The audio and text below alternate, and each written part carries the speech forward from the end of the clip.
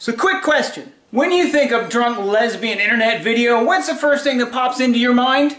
Well, this, of course.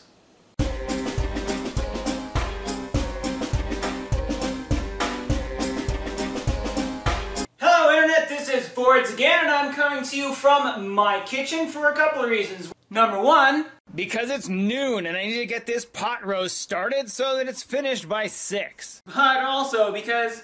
Where do you think the booze is, huh? First things first. Oh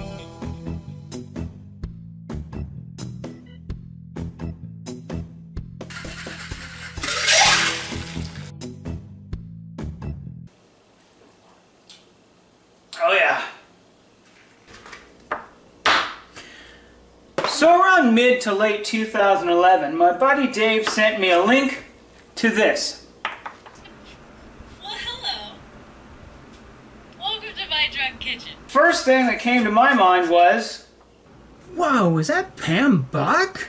Because this person, whose name I did not know at the time, looked vaguely like what my memory of Pam Buck looked like from, 14 years previously at Anime Expo 96. But then my second reaction was, if it is Pam Buck, shouldn't she be doing a recipe on pineapple salad? But anyway, I bought the book. Now I think anyone who's a regular viewer of Hannah's will not be surprised that this is more than just a cookbook. In fact, I think anyone who's a regular viewer of Hannah's might not have bought it if it were just a cookbook. But thankfully, the recipes included are free of the haphazard theatrics that sometimes, or maybe often, lead to terrifying and inedible results that we see in the videos. The recipes are often quite creative, inspired sometimes by spontaneity, living on a budget, and other times by an odd desire to combine two things which have no rightful business being put together. This aspect of the book... cutting onions.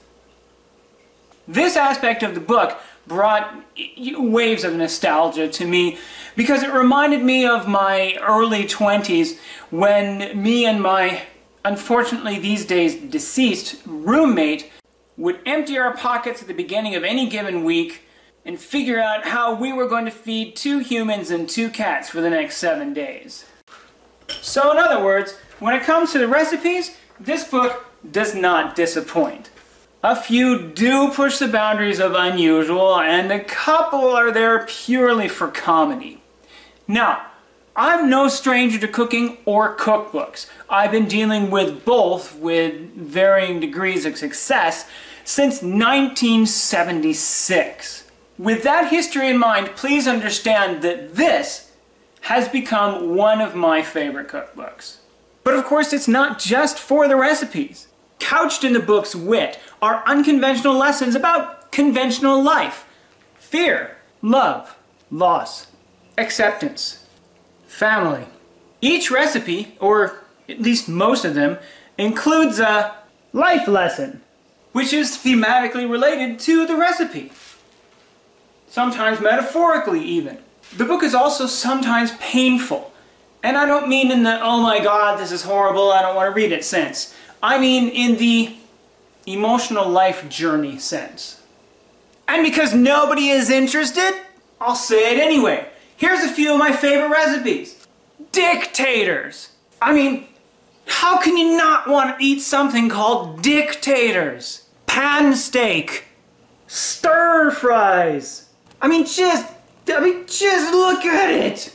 And last but certainly not least, Thanksgiving pie. Because cheesecake! Cheesecake! Now Hannah hopes readers finish the book feeling full and a bit sleepy, like after a good meal. And perhaps because I'm still lazily relishing in the experience, I can't easily identify any damning flaws in the work. The only thing that comes to mind are when she makes some disparaging comments about people who bring baked goods to the workplace. Well, not every office is a social political minefield. Some people just love to bake, but we don't want to wind up eating the entire cake or loaf or dozen muffins Oh, and the message about metabolism was cute, but some of us, even in our 40s, have great metabolisms. We just abuse them with late night snacking and cocktails. So let's wrap this up, shall we? Now, I know I began this frivolously with a lesbian joke, and I did that because it pisses me off that there are people who are honestly bothered by the fact that Hannah is gay. Now, there are others who are less bothered by it, but do leave comments to the extent that they wish Hannah would stop mentioning it.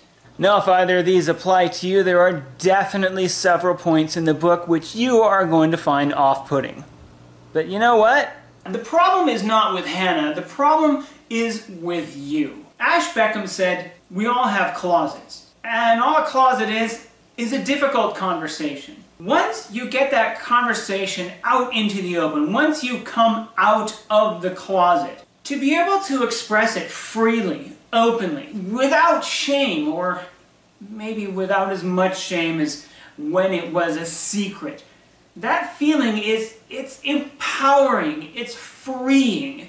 Honestly, I don't think it can be described in words, but one of the most important things about freeing yourself from whatever your closet is that you be true to yourself and to love yourself. Hannah does both, and that comes out clearly in many of her videos and definitely in the book. Now, this last part I'm a little hesitant to include because it might come off a little, I don't know, patronizing, but this is my honest feeling and it is bursting to come out. This is directly to Hannah, who's never going to view this, but I'm going to say it anyways. I'm not your dad or mom, but if I were your dad, because I mean, let's face it, I'd make a pretty ugly mom, right? This is what I would have to say to you. I am so proud of you. You are witty, you are intelligent, you are charming, you are gorgeous, you are creative, and you are generous with all of these aspects of your personality. Keep smiling, keep making other people smile, and this book is fabulous.